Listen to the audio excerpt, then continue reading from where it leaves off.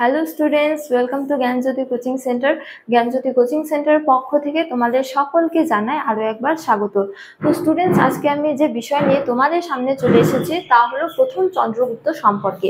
তো আলোচনা শুরু করার পূর্বে তোমাদের একটা ছোট ইনফরমেশন দিয়ে রাখি যে তোমরা উপরে দুটো নাম্বার দেখতে পাচ্ছ, এটি আমাদের কোচিং সেন্টারের হেল্পলাইন নাম্বার। তো আমাদের এখানে তোমাদের অনলাইন ক্লাস নেওয়া হয়, তার সাথে নোটসও প্রদান করা হয়। তো তোমরা যারা আমাদের সাথে যুক্ত হতে চাইছো তারা উপরের এই দুটো নাম্বারের মধ্যে যে কোনো একটিতে যোগাযোগ করে আমাদের সাথে যুক্ত হতে পারো।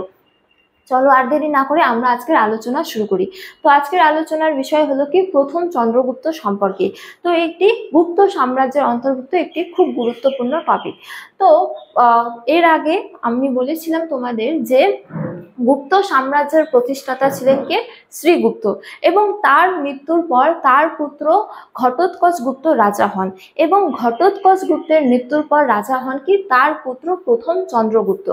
তো প্রথম চন্দ্রগুপ্তের সম্পর্কে বলা যায় যে গুপ্ত সাম্রাজ্যের সর্বপ্রথম শক্তিশালী ও সার্বভৌম শাসক ছিলেন প্রথম চন্দ্রগুপ্ত। তো তার রাজত্বকাল ছিল 320 খ্রিস্টাব্দ থেকে 335 খ্রিস্টাব্দ পর্যন্ত। তো কনসেপ্ট ক্লিয়ার করার জন্য আমি কয়েকটি পয়েন্টে এই বিষয়টি তোমাদের সাথে আলোচনা করব।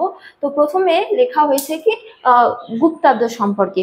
তো এখানে বলা যায় যে প্রথম চন্দ্রগুপ্ত যখন সিংহাসন আরোহণ করেন, তো তার সিংহাসন আরোহণের ঘটনাকে স্মরণীয় করে রাখার জন্য তিনি এক নতুন অব্দ চালু করেন যা গুপ্তাব্দ নামে পরিচিত।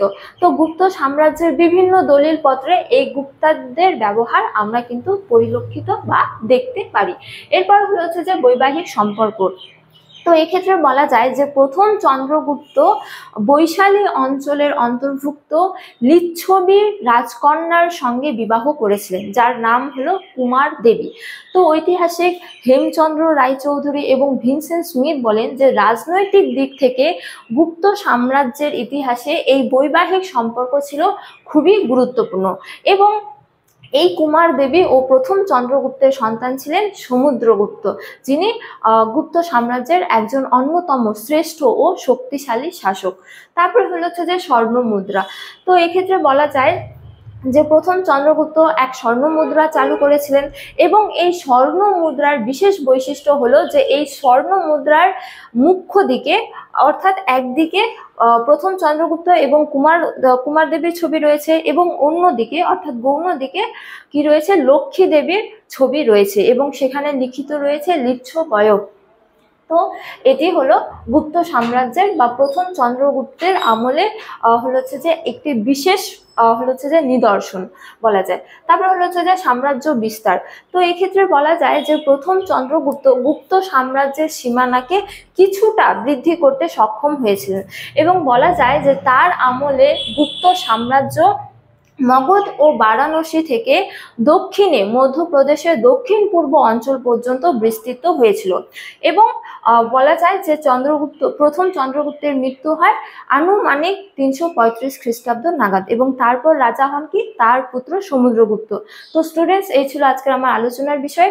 তোমাদের ভিডিওটি ভালো লাগলে অবশ্যই লাইক করে শেয়ার করো বন্ধুদের সঙ্গে, এবং আমাকে অবশ্যই কমেন্ট করে জানিও তোমাদের ভিডিওটি কেমন লেগেছে। তোমাদের সাথে দেখা হবে অন্য এক ভিডিওতে অন্য এক টপিক নিয়ে। ততক্ষণ ভালো থাকো, সুস্থ থাকো। Thank you.